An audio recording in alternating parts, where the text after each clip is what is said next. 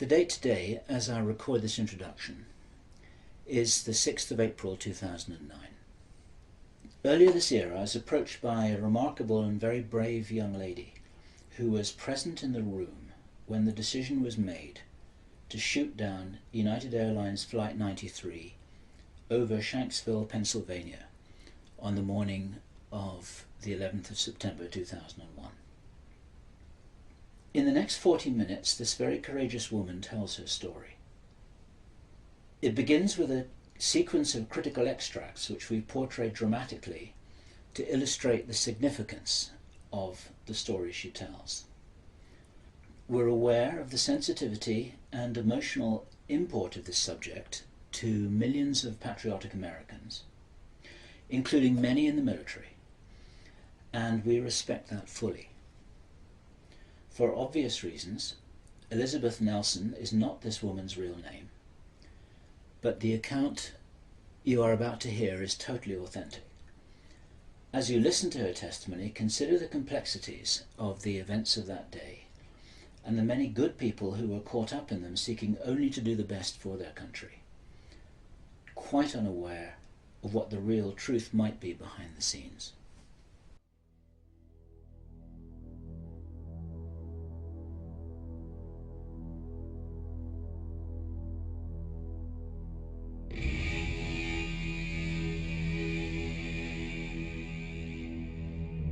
And we stood there, me and him and two other soldiers, and we looked at the TV, and you could see the smoke coming out of the building, and at that moment I saw the next plane coming crash into the other tower. So now both towers were hit. And we all were just absolutely silent. We knew what this meant. I do not know the names and ranks of the people in the room. I do know that it was, at the time, the head commander of the hospital, and I believe the commander of the base. A plane that was flying in a no-fly zone near to Camp David and heading towards Site R. I had no idea what Site R was. And to me, Camp David was a place where George Bush went on vacation. Didn't know any more than that. Protocol is that this is a no-fly zone. We have to take this plane down. Yes, it's a passenger plane. It needs to be taken down. And so I was in this room when the decision was mutually made by the people talking on the phone in the room that I was in to shoot this plane down. Site R is an underground city under a mountain in Pennsylvania. We have just a little bit of time to decide before it's too late. And you could feel the intensity in this room, I mean, and these men weren't heartless men. I remember the distinct feeling inside of me when I saw in the news that there was this story that there were terrorists on this plane and that the people overtook the pilot and crashed the plane, and how this was leaking out as these people being heroes. And I remember the extreme moral frustration inside of me of being like, but that's not true. That's not true at all.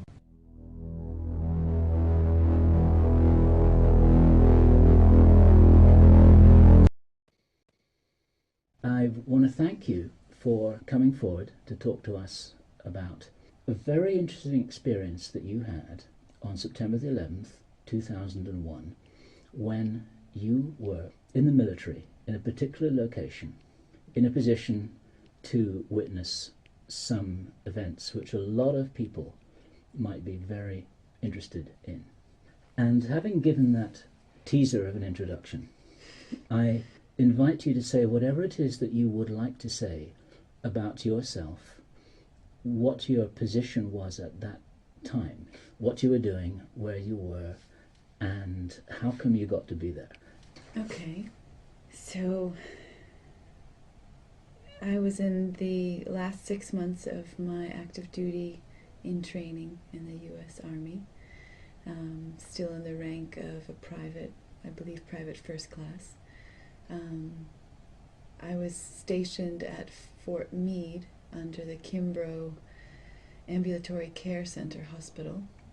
Fort Meade also has on it it's the base of NSA, which is the National Security Agency. And it's a fully operational hospital that houses soldiers as trainees to continue and finish up their medical training. My training was as a radiologic technologist, which is an X-ray tech. And I had done, prior to that, 1.5 years basic training, EMT school, and the in-class aspect of my training at different bases. But despite the speciality, essentially you were a soldier. Absolutely. Right? Mm-hmm. I went through 13 weeks of intense basic training. I prepared myself beforehand, and I was running between 9 and 11 miles daily before I went into the military, 6 days a week, to prepare myself. My whole idea, and doing yoga and meditation, my idea was that they will not break me physically. They will have nothing to say to me physically, and they won't touch me. And in a company of 160 soldiers, I was one of the top 3 females in the whole company, and I never had a problem. And so after I finished that leg of my training and I went to Fort Meade, I arrived there and had already planned to have to go home 3 weeks into my time there. I was allowed to have a leave, which was very rare. You don't get very much of that time. And then September 11th happened, and I was so angry because they didn't allow me to go home. And so on that day, I remember we were all in the morning, and in the morning we had to report to the hospital, just like any hospital, for preparing for the day. And we had it's a routine day. Routine day. Start of that day. Normal day. Mm-hmm. And we have really early morning patients for barium enemas and upper GIs, where we drink the barium and we look at their intestines, and then after these were done in the morning, one of the soldiers, who was a more senior soldier specialist, I believe, he was out in the lobby, and he came out into the back room where we all were, and he said, "Holy shit, I just saw a plane crash into one of the Twin Towers." And 3 of us were like, "Really? That's really strange." And so we walked out to the front desk. He'd seen it on some television. He saw it on the Monitor. hospital TV, right at the lobby, Okay. where you come in and check in for your X-rays. And we stood there, me and him and 2 other soldiers, and we looked at the TV, and you could see the smoke coming out of the building. And at that moment, I saw the next plane coming crash into the other tower. So now both towers were hit. And we all were just absolutely silent. We knew what this meant. This was intentional. Okay, but what you're saying here is that he saw the first plane hit, captured on a live television camera somehow. Yes. Which has never been acknowledged in the public domain. Yes. So he saw the first plane crash, and then he came in to tell that to you. Mm-hmm. The department, it was just a big hallway, and he just saw this, and then he walked back, and there was maybe 6 or 7 of us standing there, and he said, "Holy shit, there's a plane just crashed into the tower." Yeah. And a few of us were like, "What, really?" And we went to see for ourselves, and we were standing there watching this building on fire. One building on fire. Yes, and as we stood there, we saw the second plane come. Yeah. And then all of us, I think there was like 4 of us standing there at the moment. 1, 2, me, him, 2 or 3 other people, 2 other people. It's hard to remember. Yes, and we stood there and said, "Holy shit, that wasn't an accident. Something's happening." And just as, I also have gone over this in my head many times and thought, well, maybe a video camera, maybe he didn't see the plane actually crash in, maybe the video camera was focusing in on the tower burning or whatever, but I don't know, it just, he said he saw it crashing in. Yeah. So, well, this is also... and I didn't doubt this because I was so enclosed in the base and the life on the base that you don't see TV from the outside. Yeah. You know, it just... But you don't know what channel this was. This was some internal military hospital channel. Yeah, and they do have regular channels like CNN or NBC or something, but as far as I know, we're not allowed to change it.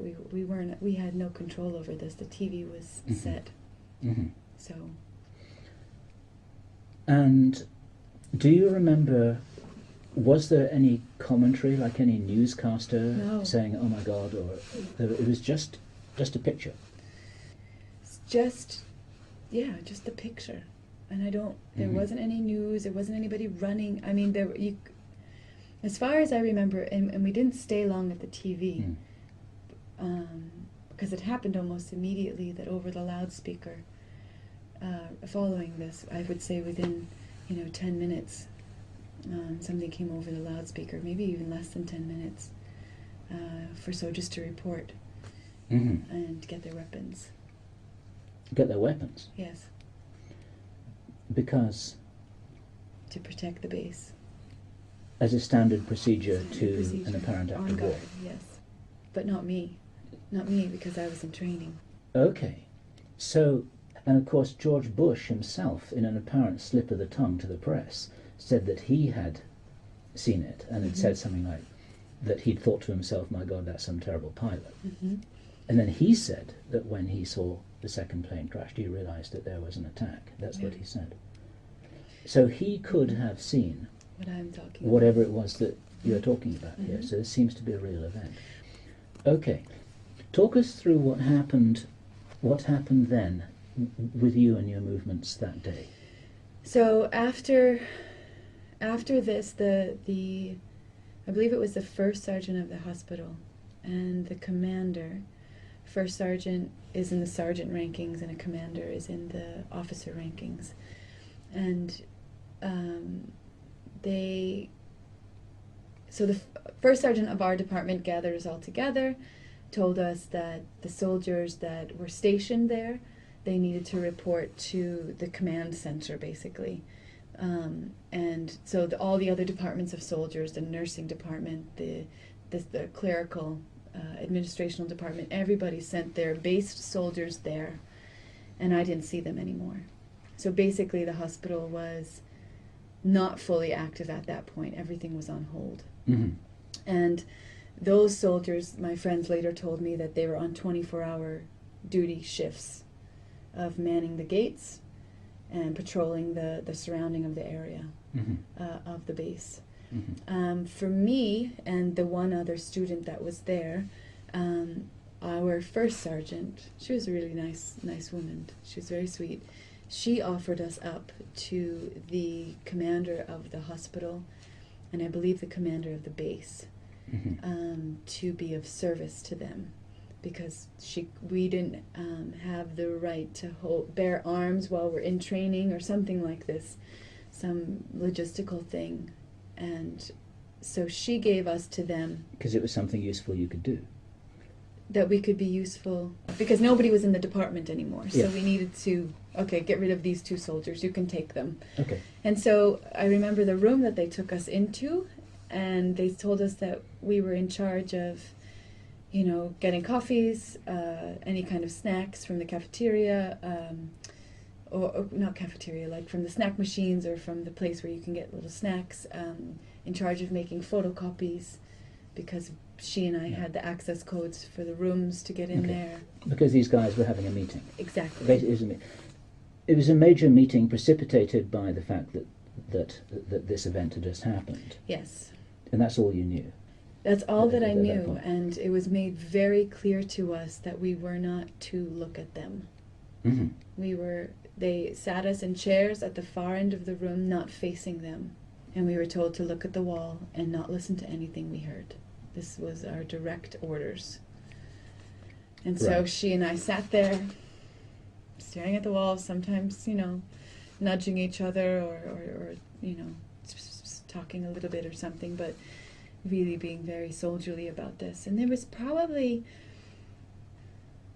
6 or 7 men around this very large table, just like you would see in a big office somewhere. And they had this funny phone. It was like a conference call phone. And I remember them sitting there and they were talking through this phone, and it seemed to me that they were talking to 1 or 2 other places. Any idea who or where? You know, my feeling now was that they were communicating with someone from West Point, something that had to do with West Point, which is a military base as well, based on the Hudson River in New York, about an hour north of New York City. Mm-hmm. And so that was my feeling, some reason because of location, and I really think that I heard this somewhere because it's stuck in my head over these years, that Mm-hmm. something with West Point. Did you know the names and ranks of the people in the room? I do not know the names and ranks of the people in the room. I do know that it was, at the time, the head commander of the hospital, Mm-hmm. and I believe the commander of the base. Right, these are 2 different men. Yeah, Or there's 2 different officers. the guy who oversees the hospital, and then there's the guy who oversees the base. Okay. And Right. I don't know their ranks, but they were, in my opinion, they were the top ranked in the room. Okay. And then there were other officers and other, maybe a few first sergeants in the room as well. Mm-hmm. And the conversation around the table was like, okay guys, what's going on here? Okay, guys, Was it- what's going on here? I felt stress and some unknowingness and some fear, Mhm. but they hold it so well, Mhm. really. They hold themselves together. And then the topic turned to a plane that was flying in a no-fly zone near to Camp David and heading towards Site R. I had no idea what Site R was, and to me Camp David was a place where George Bush went on vacation. I Mhm. didn't know any more than that. And this was information that was coming in on this telephone Yes. from elsewhere. Yes, and they were discussing this of protocol is that this is a no-fly zone. We have to take this plane down. Yes, it's a passenger plane. It needs to be taken down. It's a no-fly zone. And so, Was there talk of hijackers and an attack, or no. was that part of the conversation? No. I didn't hear a thing about hijackers. Mhm. I just heard that this plane was flying in a no-fly zone, and they couldn't make contact with the plane or something like this. There was no communication. Protocol says it has to be taken out. Mhm. And so I was in this room when the decision was mutually made by the people talking on the phone in the room that I was in to shoot this plane down. Mhm. And so, okay, let me feed this back to you. What you're saying then is that you heard in real time, and you were there in the room where the order was given, And was confirmed. first of all discussed, agreed, and then given by a decision maker. Was that somebody in the room, or was it one of the guys who was it who said, right, we're going to do this? I think it was in agreement that these two to three groups that were talking agreed this needs to be done. Okay, everybody in this room, do you agree? Yes. Okay, you guys agree? Okay, we go for this then. Mm. I think it wasn't... No, actually... I do remember one man, the lead man in the room, leading the show, and everybody else followed. Mm-hmm. But he wasn't just saying, okay, we shoot it down out of the sky without these other people on the phone agreeing. Mm. They had said this is what standard protocol, can't make contact or something. And then it was like, okay, then we must do this. We have to do this. And then everybody in the room agreed with the one person, doing the communications. It wasn't the whole time just one person communicating. A couple of them would talk in and out, but this guy seemed to be the chef of the room. He was driving it. Yeah. Is what you're saying. Yeah. But they didn't feel like anybody knew that there was anything with terrorists. Mm-hmm. I mean, there was no talk of terrorists on this plane. There was an unknown situation, a plane that couldn't be communicated with. Mm-hmm. Was there any reference to the attack on the Twin Towers that you'd seen on the television? Yes, well, they had seen this, and this was part of the reason why they didn't know what the destination was for this. Okay. Now, was this the first time you'd heard a reference to Site R? Yes. What is Site R? From what I learned afterwards, because we had a medical unit deployed for 2 weeks out to Site R, and one of the X-ray tech was a very good friend of mine. Site R is an underground city under a mountain in Pennsylvania, completely isolated and fully secure, with similar things like Area 51, where they can tell if a mouse is moving in a huge radius around this mountain. Mm-hmm. And you have to go through several gates and check after check after check, and it's heavily guarded with a huge metal door that opens into a city. Mm-hmm. It's just like a military base under the ground. Mm-hmm. And that was the first time you'd heard any mention of Site R. It wasn't part of your training or your briefing or anything like that at all. No. I looked it up because you and I had talked about this briefly before, when you gave me an overview of your experience. So I went and checked it out, and here it is. Take a look.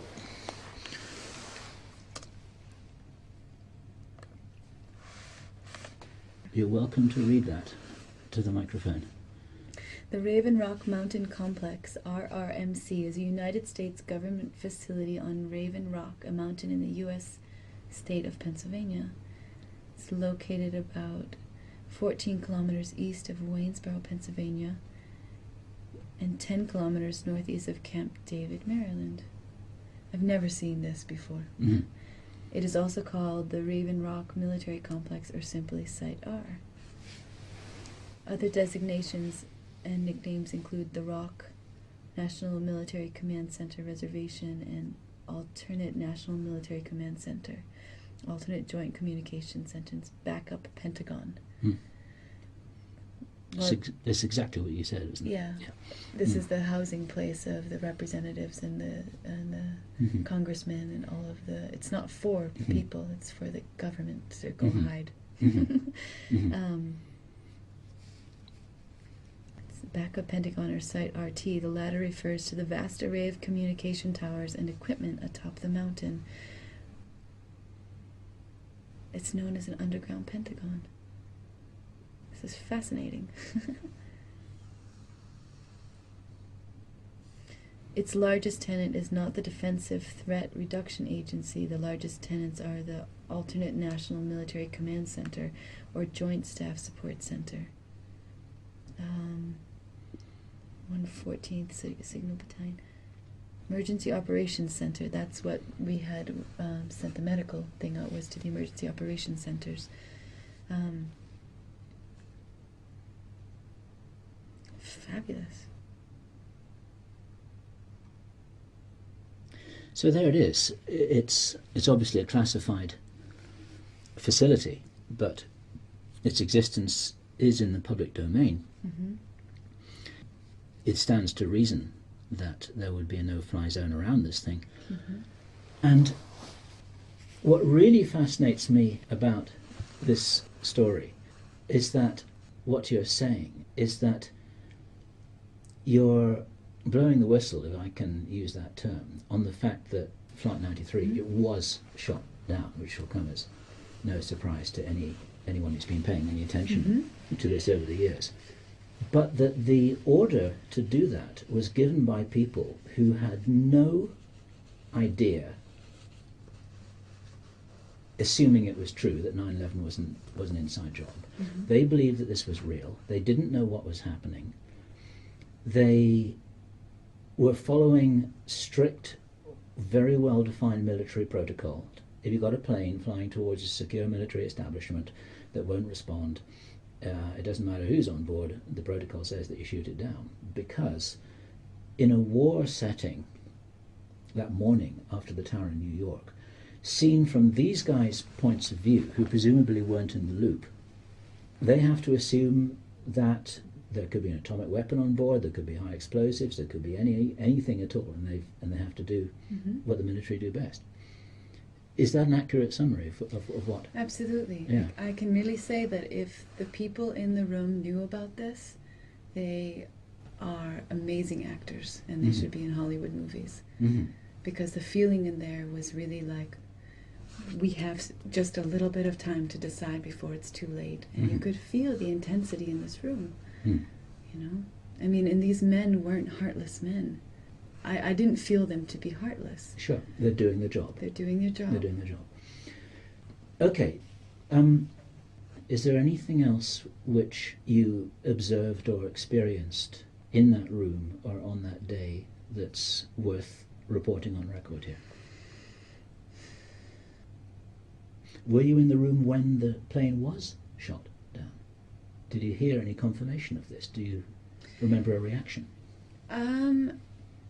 I don't remember a reaction, but I remember sitting in this room for a long time. I remember sitting in this room. And I remember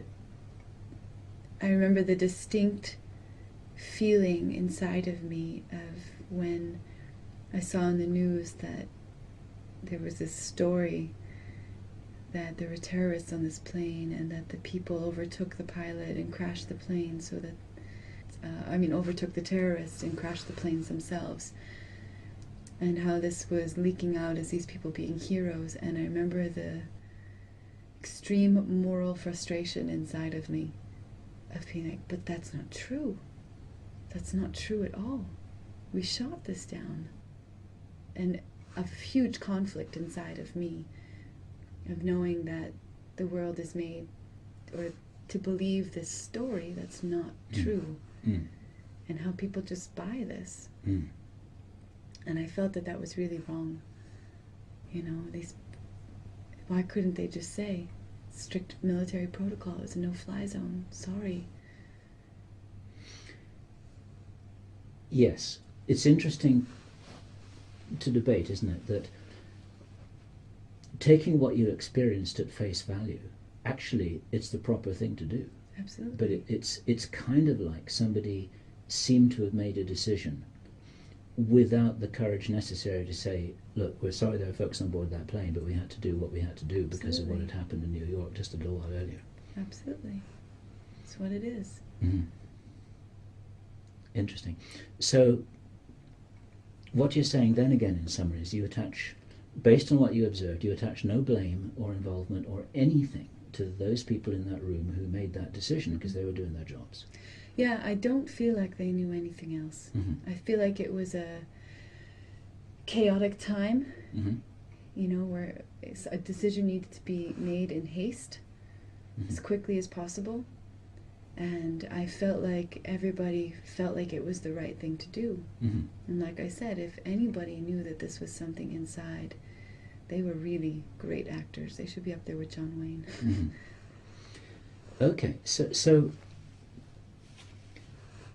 you were in that room for a very long time, you just said. Did this meeting continue, or did they, or I mean, what happened in that time? It continued. I had to go make copies of some things. I came back with some sandwiches or something at some point for the men. And then I sat and I waited, and my first sergeant came and checked on me, and the other student as well, just to see if we were okay.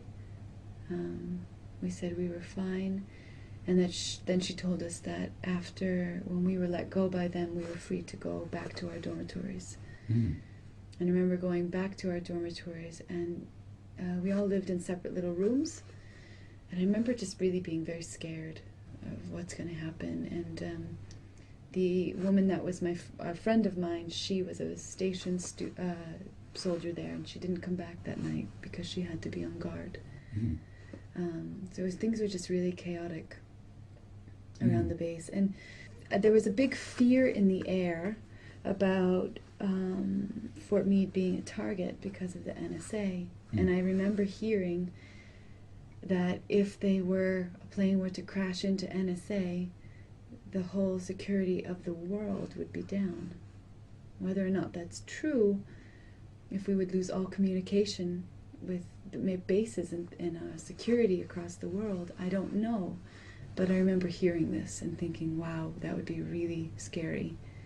You know, if we lost all communication access and security values, worldly. So this was in the air, that people were afraid, are we going to be attacked? And because there was things in New York, something in Pennsylvania, and then something in Washington, D.C., it literally made a circle around our base. Yep. And so there was a thing of, our ships coming in, is something going to happen here? What's going on? What else is there that we don't know about? Exactly. Yeah, sure.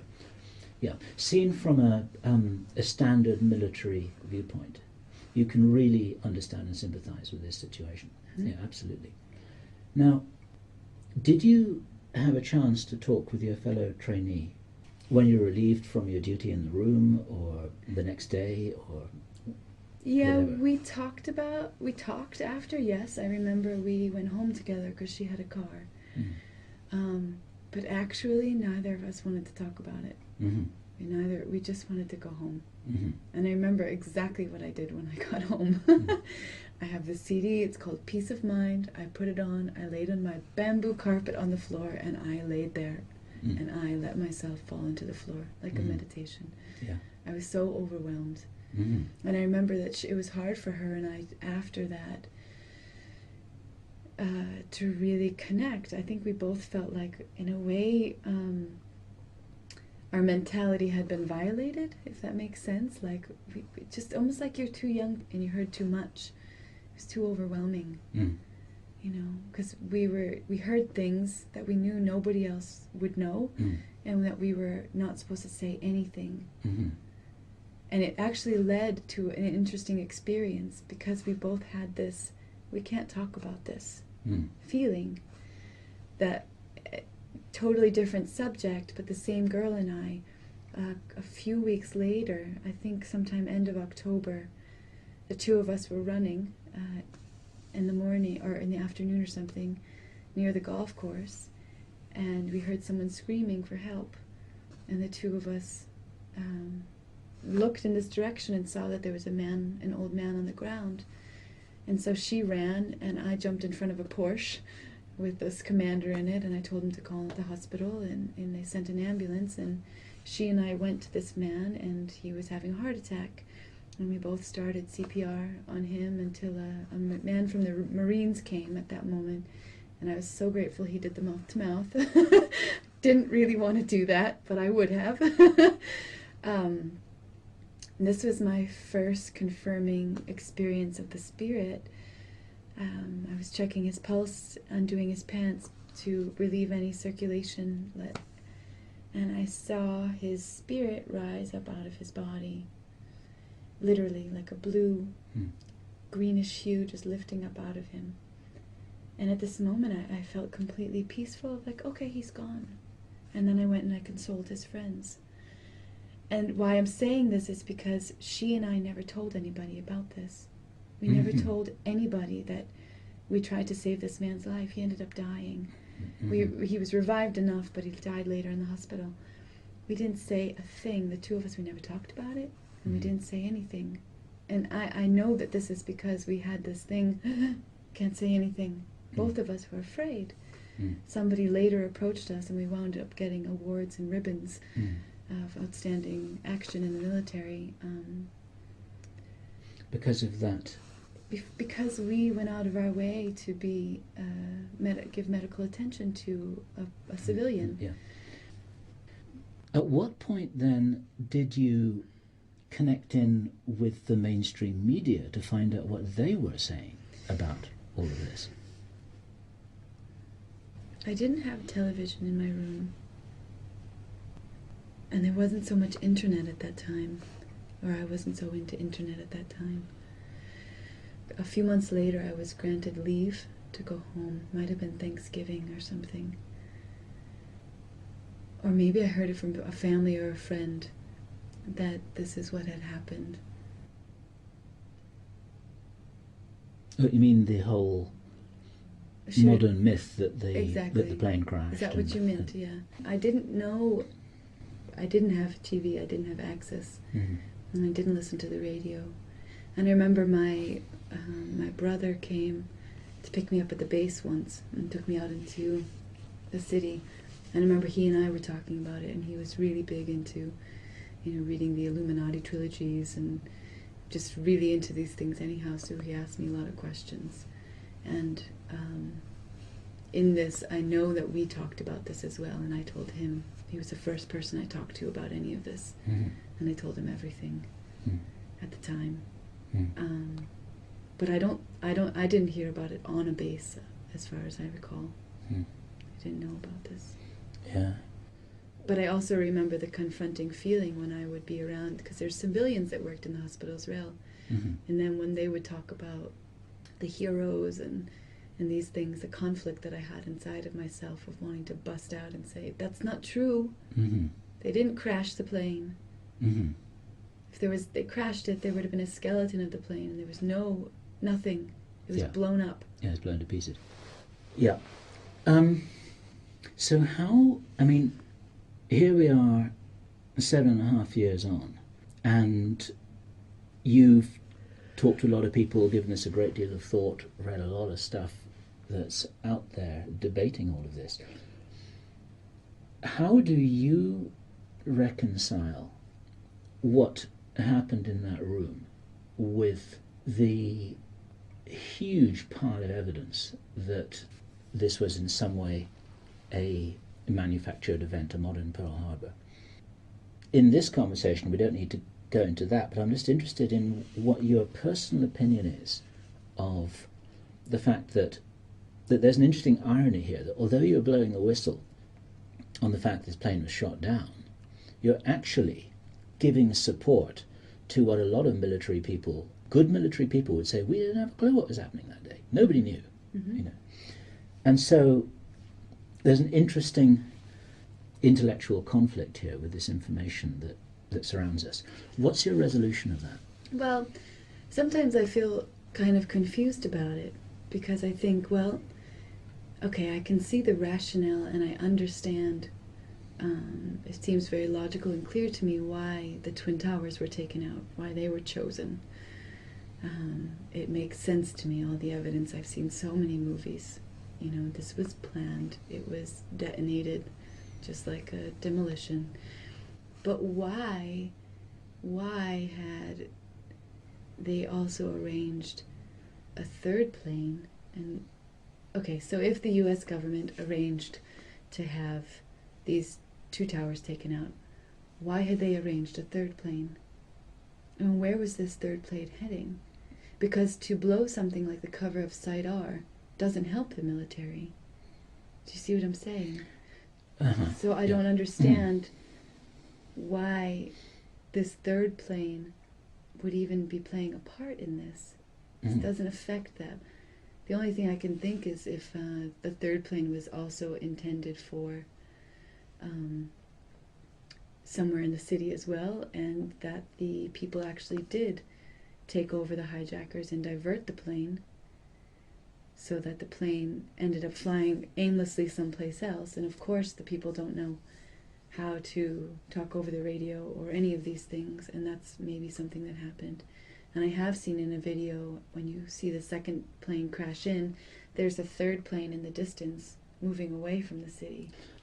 I feel conflicted, actually. That third plane, we are told by our witness Henry Deacon, it's known by researchers as the white plane. Nobody really knows what it is.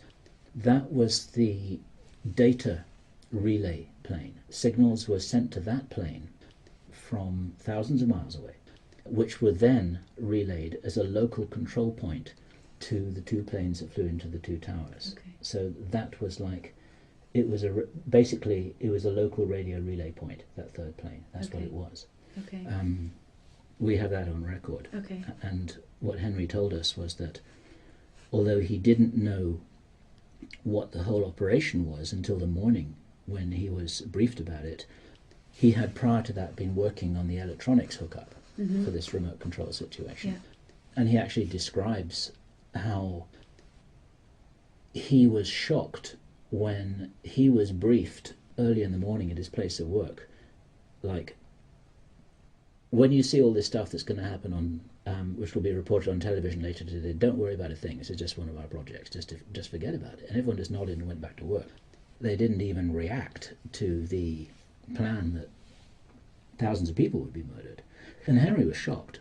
He was shocked by realizing what it was that he had been asked to work on, because up until then he hadn't really known, and also by the reactions of his colleagues. And then he had several hours of deep inner conflict, because he could have sabotaged the whole thing by bugging the relay system, and he didn't do that, and he lives with that. And of course, if he had done it, they would have found out within hours, and he'd be a dead man, or as good as. But he didn't do anything, and he could have done. Yeah, so I guess I really don't... It doesn't make sense to me. At the highest level that occurs to me is, of course, the thing is highly compartmentalized, as it is in all projects. Mm-hmm. There'll be a group of people in the military and in politics and intelligence who knew that this was an inside job. Of course, they're not going to tell everybody. They're just going to tell the few who need to know. Mm-hmm.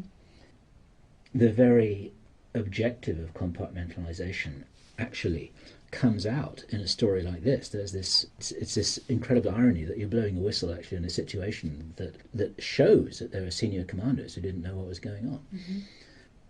That's one of the reasons why they didn't know, in case anything like this ever came up. Mm-hmm.